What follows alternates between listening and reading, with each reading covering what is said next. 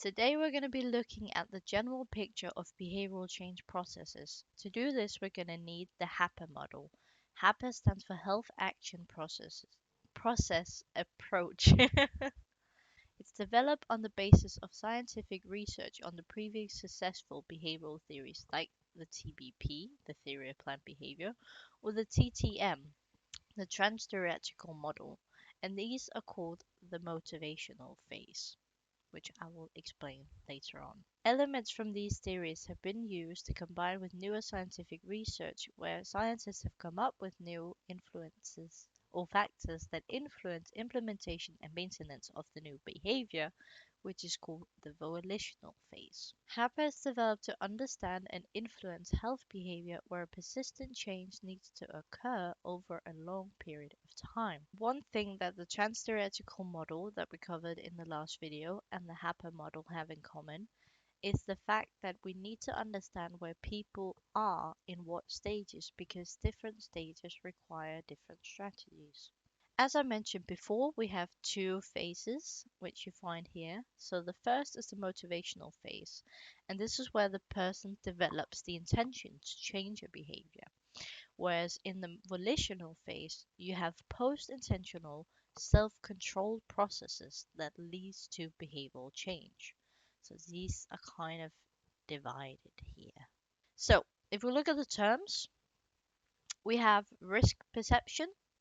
Here, the individual's perceived perception about risk of developing a negative health condition, disease, or illness, it needs to be negative. Risk perception and outcome expectancies are not the same, as outcome expectancies are the personal consequences, either negative and positive, that the individual find likely if he carries out the behavior.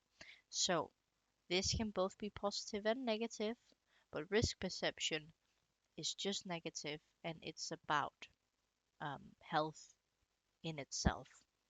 So negative health consequences in risk perception. If we talk about action self-efficacy, this is the degree to which a person believes that he is able to carry out the new or challenging behavior. Maintenance self-efficacy can also be called coping self-efficacy, and it talks about the degree to which a person believes that he is able to a maintain a challenging behavior.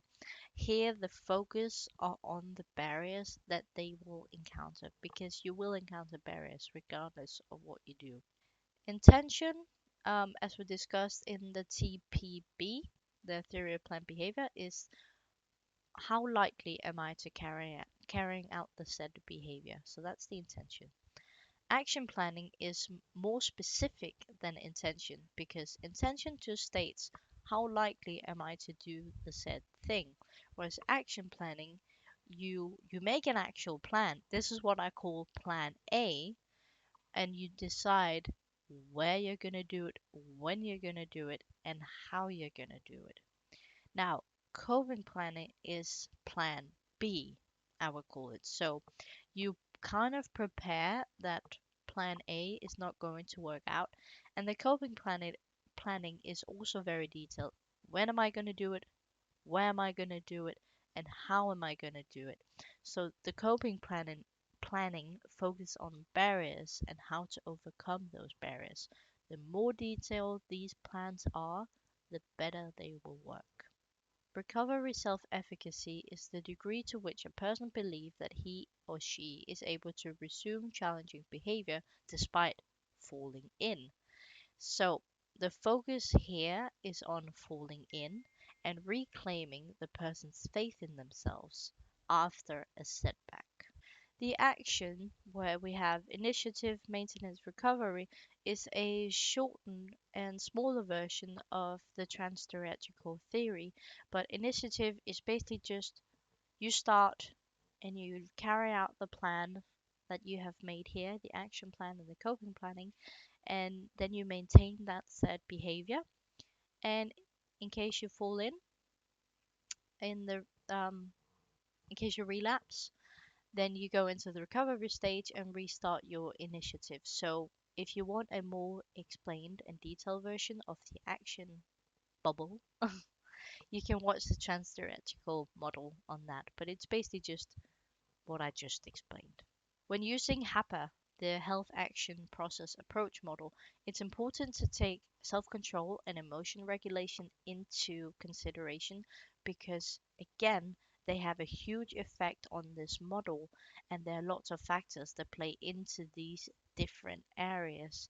I hope that this video has helped collect your thoughts in terms of all of the models that we have discussed and shown them how they can link together.